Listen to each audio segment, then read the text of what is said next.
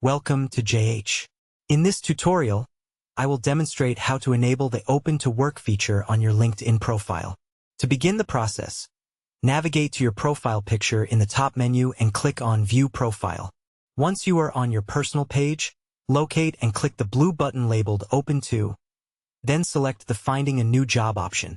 This section allows you to specify exactly what kind of roles you are interested in. You will need to add a relevant job title, choose your preferred location type, and set a specific location. Additionally, you can select your intended start date and the type of employment you want.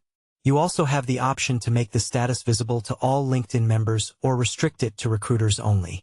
After filling out these details, ensure you have entered a proper job title and then click Save. If a follow-up window appears, simply click No Thanks.